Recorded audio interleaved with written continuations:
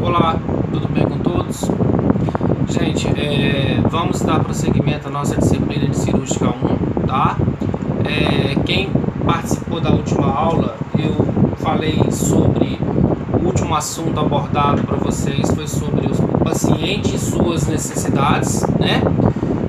Todas as necessidades básicas do paciente quando elas são afetadas no seu pré-operatório, no seu pós-operatório, no seu transoperatório, tá? Foi falado para vocês. A comunicação com o paciente, né? De que forma que nós possamos comunicar com o paciente de acordo com o seu vocabulário, de acordo com a forma como ele entenda o que o profissional de enfermagem esteja falando, né? Não adianta eu falar bonito se ele não vai entender nada do que eu estou dizendo. E hoje nós vamos pegar na página 45, vamos falar sobre condições específicas e seus efeitos sobre a cirurgia. O que é isso? Condições específicas e seus efeitos sobre a cirurgia nada mais é do que algum problema que o paciente tem que vai interferir na cirurgia, seja qual for o problema. Problema cardiovascular, problema neurológico, problema endócrino, problema hepático, problema cerebral, né, neurológico, problema vascular, problema renal, problema adiposo, gordura, tecido. Então, quando eu falo condições específicas e seus efeitos sobre as cirurgias, nada mais é que são problemas relacionados à clínica, que são as patologias que o meu paciente tem e que podem comprometer principalmente o seu pós-operatório. Então, primeira coisa, uma das primeiras condições específicas e seus efeitos sobre a cirurgia que a gente pode citar é a obesidade. O paciente obeso, ele é difícil para dar banho. O paciente obeso, ele é difícil para a gente se locomover com ele. O paciente obeso, ele tem uma sobrecarga cardíaca maior do que de outras pessoas. O paciente obeso, ele pode ter complicações de ordens endócrinas, por exemplo, diabetes. Ele pode ter de ordens metabólicas, como por exemplo, aumento da taxa do colesterol, né, de ordem hepática, como por exemplo, esteatose hepática, que é gordura no fígado. Isso daí pode complicar o pós-operatório quando eu preciso que o paciente esteja em homeostase. Eu preciso que o paciente esteja em equilíbrio para que ele consiga ter qualidade no seu pós-operatório. E também falar também na página 45 dos problemas relacionados aos estado hidroeletrolítico e nutricional. Nós estamos falando de pacientes que são pacientes eletivos. Na verdade, quando eu falo de um paciente de urgência ou emergência, o médico, a enfermagem, o corpo todo da área da saúde, ele não vai se preocupar com as comorbidades. O que são as comorbidades? Os problemas que podem comprometer a qualidade desse paciente depois que ele opera. O paciente que opera a área cardíaca, ele tem DPOC. O paciente que opera a área da ortopedia, ele tem Alzheimer. Então ele tem uma condição específica sobre aquela cirurgia, que é o Alzheimer. Ele tem uma condição específica sobre aquela cirurgia, que é a obesidade.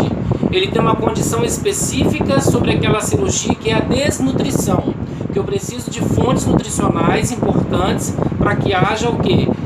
Presença de minerais, presença de vitaminas, presença de proteínas, presença de tecido conjuntivo, que vai formar os fibroblastos.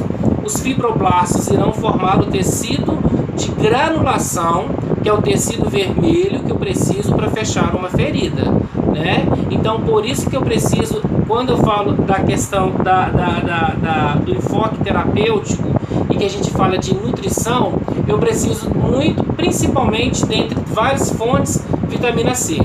A vitamina C nada mais é do que o ácido ascórbico, né, que é uma vitamina que, além de aumentar a imunidade do meu paciente, defendendo ele contra possíveis micro-organismos, ele vai favorecer a cicatrização, porque vai ter imunidade boa, vai ter melhor cicatrização, vai ter melhor tecido conjuntivo, vai ter fibroblastos, tecido de granulação, e a ferida cirúrgica, né, ou a ferida que desenvolveu no paciente durante o pós-operatório. Um exemplo, úlcera por pressão, escaras, por exemplo, pode acontecer, é comum acontecer, né, na unidade de terapia intensiva, no CTI, né, na UTI, nas enfermarias, nos quartos, no home care, né, nas próprias casas e assim por diante.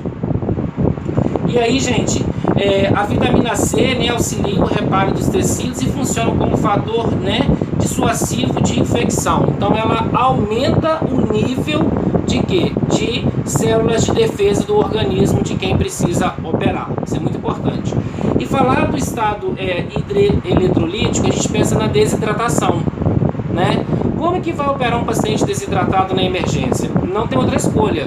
Tá caquético, desidratado, apático, né? Tá com inapetência alimentar, às vezes não está conseguindo alimentar, não quer alimentar. Mas o que está batendo em primeiro lugar, quem lembra da última matéria que eu falei? Risco ou benefício operar esse paciente? Nessas condições, onde ele precisa ser operado com uma máxima urgência, é benefício. Não adianta. Mesmo ele estando com essas comorbidades, obesidade, né, como eu falei agora, que está lá na literatura, estado eletrolítico, como desidratação, como perda de eletrólitos. Quais seriam esses eletrólitos? Sódio, potássio, cálcio, né? São íons importantes que nós temos no organismo que fazem com que o meu organismo fique em homeostase. O organismo não pode ficar sem sódio, o organismo não pode ficar sem potássio, o organismo não pode ficar sem cálcio, porque eu preciso dessas fontes para que o meu organismo funcione normalmente. Então, ou seja, excesso ou diminuição dessas fontes nutricionais podem trazer um pós-operatório, né, de uma forma errônea, onde o paciente pode sentir-se deficiência em alguma fonte proteica e comprometer a qualidade do seu pós-operatório, né? Então, tanto desidratado ou com deficiência de fonte proteica, para cirurgias de urgência e emergência, a gente não pensa duas vezes, o paciente vai direto para o centro cirúrgico. Se for uma cirurgia eletiva, vão tratar aquela desidratação primeiro, vão tratar aquela anemia primeiro, vão tratar aquela fonte de diminuição proteica primeiro, vão tratar aquela falta de sódio, aquela falta de potássio, aquela falta de cálcio, né, cálcio ionizado, por exemplo. Vão tratar isso daí para depois a gente pensar na cirurgia desse paciente, né, porque ele está com deficiências de fontes proteicas, vitamina C, ácido ascórbico e assim por diante, ok? Bom, pessoal, além, né, do problema da obesidade, além do problema do enfoque terapêutico, que é a diminuição de fonte proteica que o paciente possa ter, né, é o que eu sempre falo, a gente precisa, né, o paciente precisa, nós precisamos de alimentos, né, que tenha fonte proteica. Não adianta a gente só usar o melhor antibiótico, o melhor anti-inflamatório, o melhor analgésico, antipirético, né, e assim por diante, antipertensivo, hipoglicemia antivioral, né, o que for, se eu não tenho uma dieta equilibrada, se eu não tenho uma dieta baseada em fontes nutricionais e fontes científicas, né? Não adianta encher a cara de carboidrato, não adianta encher a cara de lipoproteínas, não adianta encher a cara só de fibras, não adianta encher a cara só de minério, de ferro, de gorduras saturadas, insaturadas, enfim. Na verdade, o meu organismo ele tem que estar em homeostase, ele tem que estar em equilíbrio comigo mesmo para que eu consiga ter uma qualidade de vida, principalmente as pessoas que vão operar. Então o próximo tópico está na apostila, na página 46, vai falar sobre o envelhecimento, né? O corpo, o organismo, né? A pessoa idosa é totalmente diferente de uma pessoa jovem. A gente não pode comparar a recuperação, né, o pós-operatório de uma pessoa idosa com uma pessoa jovem. A gente já pode pensar nas comorbidades, como as comorbidades neurológicas, por exemplo, Alzheimer, Parkinson. Não vai fazer um pós-operatório correto, né? Vai ter condições aí que vai ter que precisar de outras pessoas para ajudar, principalmente o pessoal ali da enfermagem, serem contratados para cuidar dessas pessoas, né? Não vai fazer um pós-operatório correto, como ficar no leito, ficar de repouso, né? Já tem aquele costume de levantar muito cedo, fazer algumas atividades, e aquilo ali acaba atrapalhando mais e mais. Na parte metabólica, na parte orgânica, na parte de metabolismo, a questão do fígado, por exemplo.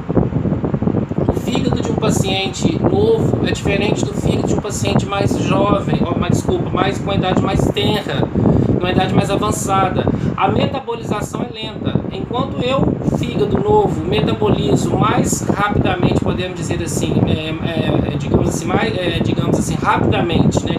Rapidamente, um efeito terapêutico de uma insulina. O idoso, enquanto você já está fazendo a segunda dose no paciente que é jovem, a primeira dose que você fez no idoso, o fígado dele ainda está metabolizando aquela primeira dose, você já faz a segunda dose. Ou seja, a metabolização é lenta, porque o idoso ele tem essa fisiologia que é a apoptose, né, que é o envelhecimento natural de todos nós envelhecemos todos os dias, não adianta a gente correr disso. E aí a gente tem também os enfoques terapêuticos que eu falei, que foi a questão da nutrição, da dieta desse paciente. Como que esse paciente vai se portar depois da alimentação? Gente, é muito mito, é muita inverdades, é muito fake news, né? Gordura de porco, carne de pato, não sei o que, galinha, gordura.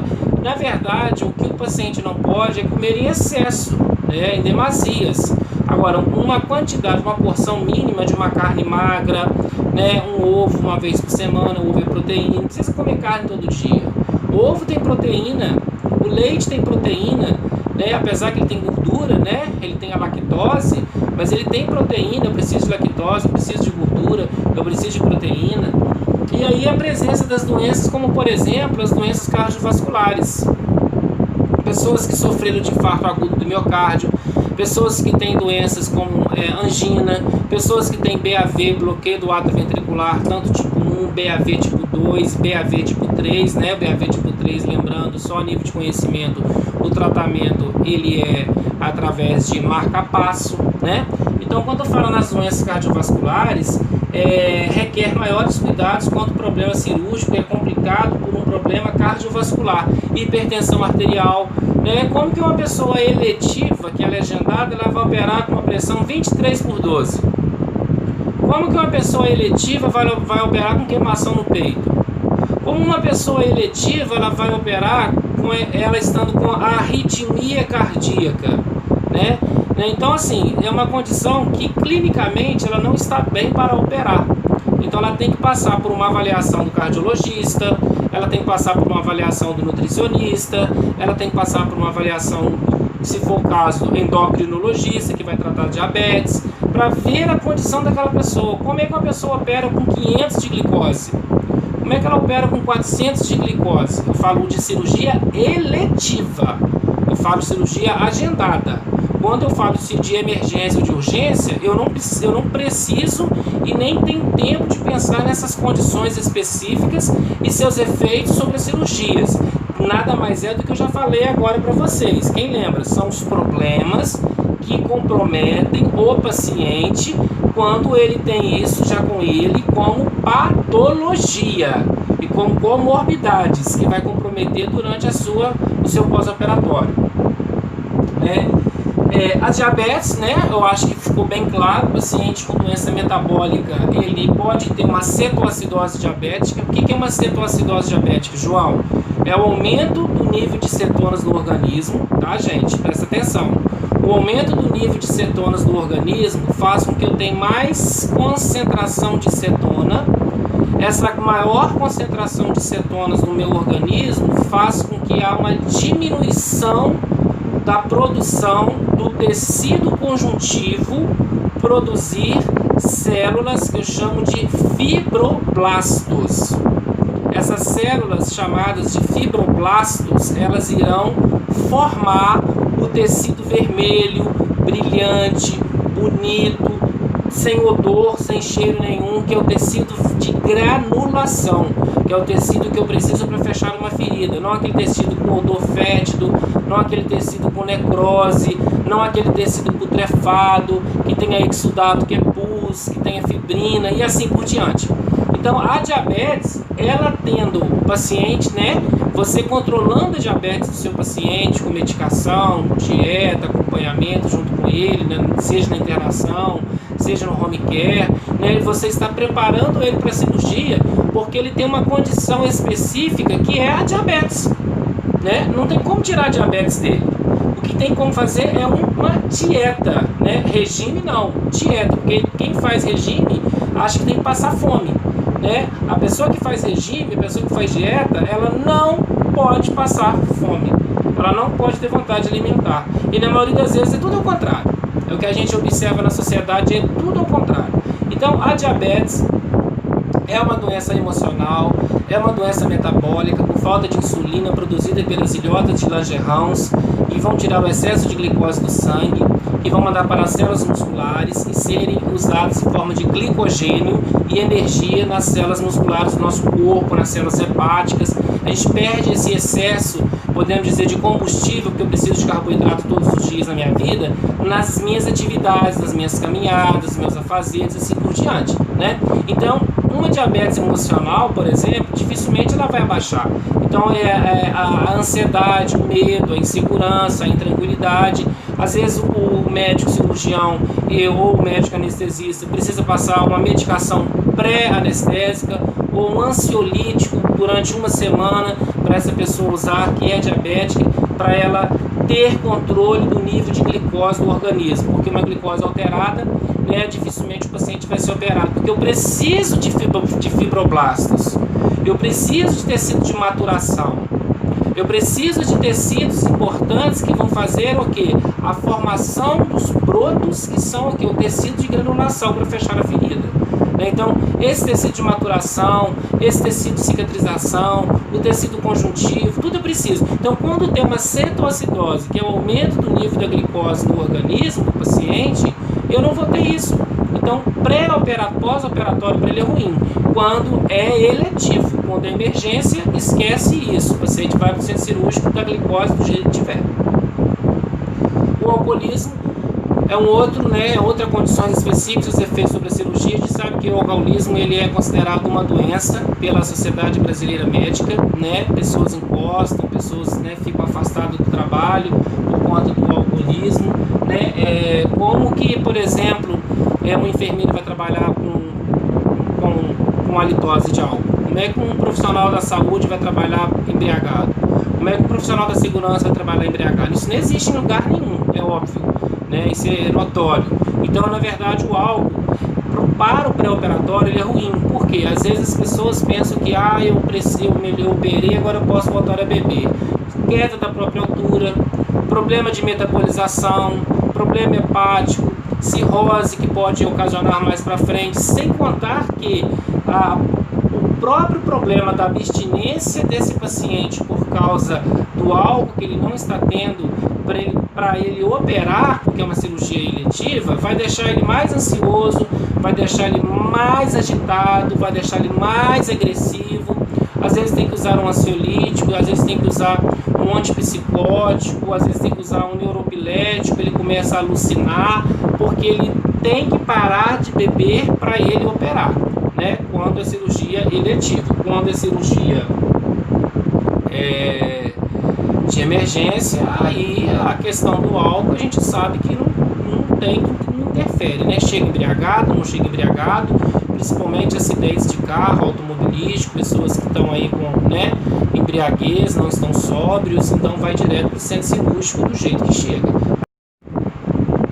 Pessoal, além dos problemas de alcoolismo, né, como eu falei, queda da própria altura, abstinência, paciente com alcoolismo, né, que é uma doença, bebeu normal, todo mundo bebe um pouquinho, isso aí é natural, isso faz parte da vida humana, mas a gente fala que o alcoolismo, né, assim como a Sociedade Brasileira Médica, SBM, é uma doença quando o paciente bebe de segunda a segunda, enfim. Então, na verdade, o problema é que isso pode gerar tanto problema de fundo emocional ou de fundo metabólico. O paciente para de alimentar, o paciente já não alimenta corretamente, o paciente já começa a ficar ansioso, agressivo, com insônia. Então, às vezes, é perceptível que o médico, né, com o apoio da família, prescreva uma medicação assim para tranquilizar. E as doenças pulmonares obstrutivas crônicas, que está lá na 46, né? Ela fala claramente sobre as doenças pulmonares.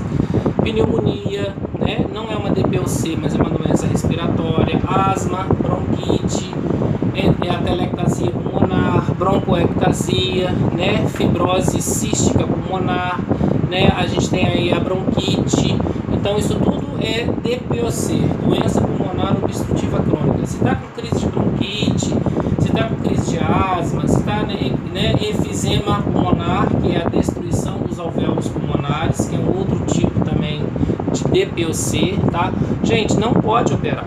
O paciente ele tem que passar por um tratamento, o paciente tem que passar por uma avaliação, o paciente tem que se tratar primeiro aquela crise de falta de ar, sensação de falta de ar, dispneia.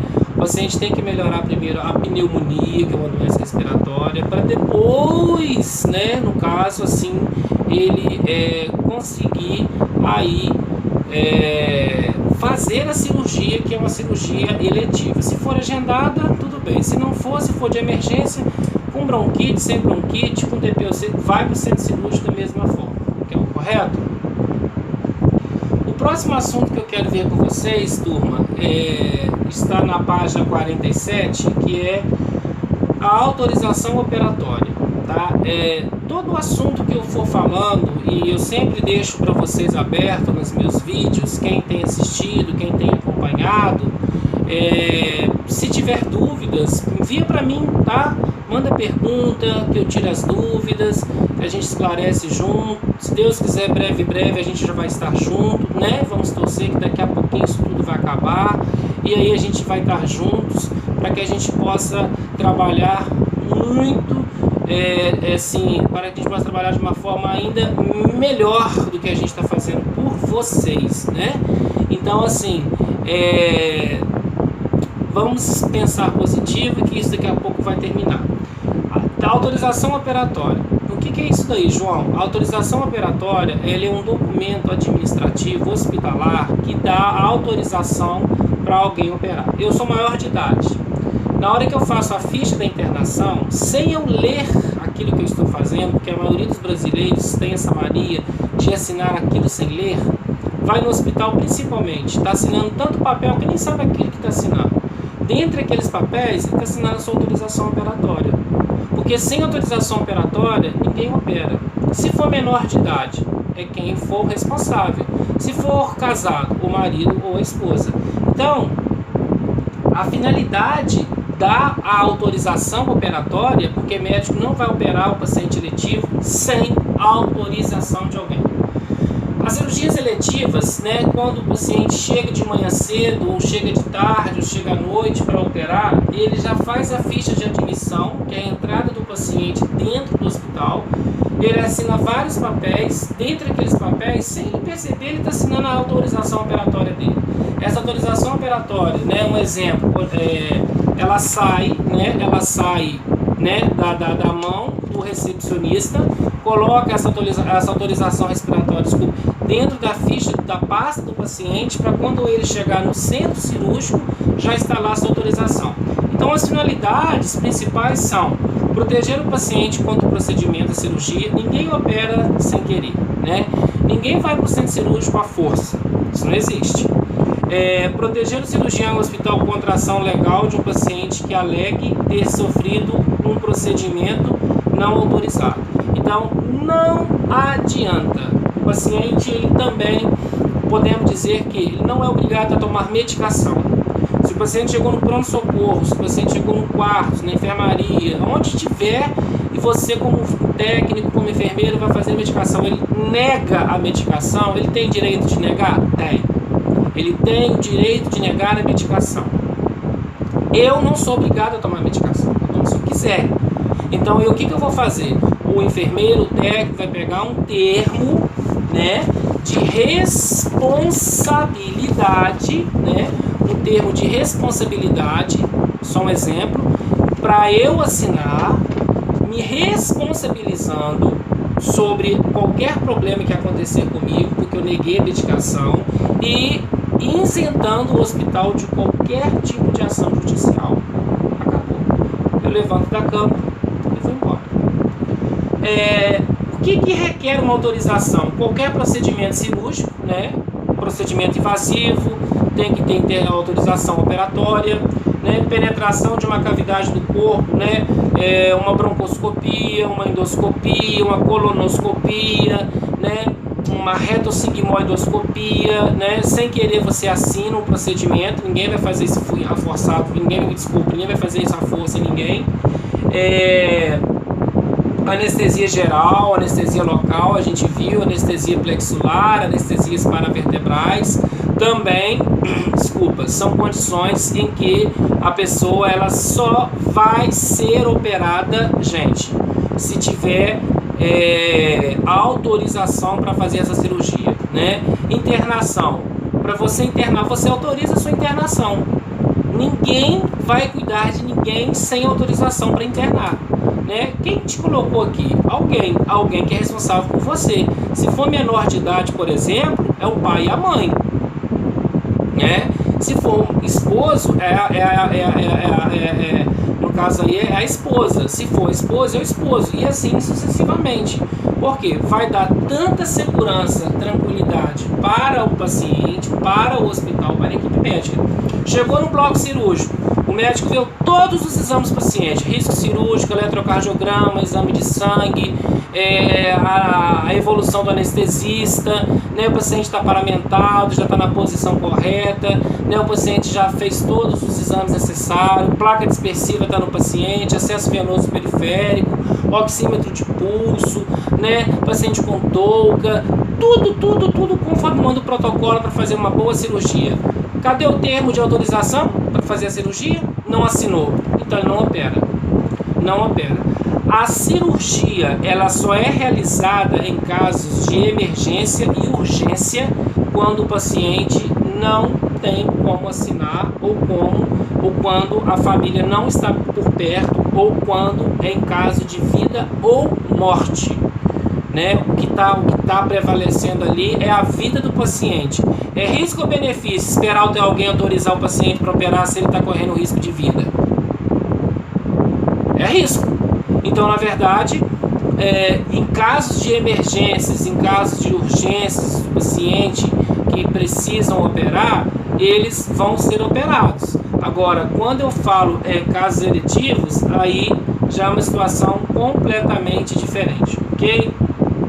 E lá na 47, a gente fala de orientação pré-operatória do paciente. Vamos virar aí, por favor, pessoal. Na verdade, quando a enfermagem, sou eu, vocês serão futuros colegas de enfermagem, orienta o meu paciente de uma forma clara, de uma forma precisa, eu tiro todas as dúvidas do meu paciente, eu passo para o meu paciente uma tranquilidade, eu sei tratar o paciente de uma forma cordial, né? Eu sei tratar o paciente de uma forma ética, de uma forma profissional, eu passo para ele como se fosse um porto seguro. E isso, quando eu esclareço todas as dúvidas sobre dor, sobre febre, sobre sangramento que pode ocorrer depois da cirurgia, sobre a dor que pode ocorrer depois da cirurgia, né? Sobre algumas situações como a náuseas e vômitos que pode ocorrer depois da cirurgia, o paciente apresenta valores. Ele apresenta valores. E quais seriam esses valores para o paciente? A recuperação é mais rápida. Por que a recuperação é mais rápida? Porque ele está entendendo tudo o que está acontecendo com ele. Não está fazendo nada no escuro. Ele está entretido com a situação. Menor necessidade de medicação para a dor, porque ele sabe que depois da anestesia vai dar uma dorzinha chata. Mas talvez aquela dorzinha chata ele consegue ficar sem uma analgesia, podemos dizer assim, né? Se tudo aquilo realmente não tiver jeito, vai fazer analgesia SOS. As complicações são reduzidas porque ele vai saber ter uma educação continuada e permanente. O médico, a enfermagem, o técnico, o enfermeiro vai ensinar ele depois, né, na hora da aula, os cuidados que tem que ter para evitar as infecções. E esses são os valores para o paciente. E a hospitalização é menor, porque ele vai ter uma consciência de que quanto menor tempo ele ficar dentro do hospital, vai ser melhor para ele e vai ser melhor assim para todo o seu ser, né, todo o seu céfalo caudal. Ok, pessoal? Isso é importante. Meninos e meninas, Então, na verdade, esses valores para o paciente é de suma importância para a sua recuperação, né? Hoje, aquela ideia do enfermeiro, né, com aquela foto, com aquela EPIzinho, né, o chapeuzinho, que acabou. A enfermagem tem que ser comunicativa, como a enfermagem precisa ser comunicável, né? A gente tem que passar numa educação continuada e permanente para o paciente com Jontex, paciente com sonda, paciente com dreno, né? Então, ou seja, tudo isso preciso estar colaborando com a educação continuada do meu paciente para evitar, problemas que volte a ter necessidade desse paciente estar com a gente de novo, né? Então, essa abordagem, igual na 48 está falando, essa abordagem para a orientação do paciente, a gente, por exemplo, igual fala, determinar que o paciente já sabe, isso pode ser obtido lendo a papeleta do paciente, planejar essa apresentação, uma série de apresentações para determinado paciente, encorajar a participação ativa do paciente em seu cuidado e recuperação, ou seja, ele está atendendo aos comandos de enfermagem, ele é um paciente comunicativo, ele é um paciente participativo, ele é um paciente que ajuda a enfermagem, ele colabora com a enfermagem nos seus cuidados pós-operatórios. Isso é importante porque quando ele tiver alta, ele vai ter condições de fazer aquilo sozinho, às vezes, porque teve pessoas lá no hospital que passou para ele uma educação continuada e permanente. Isso é muito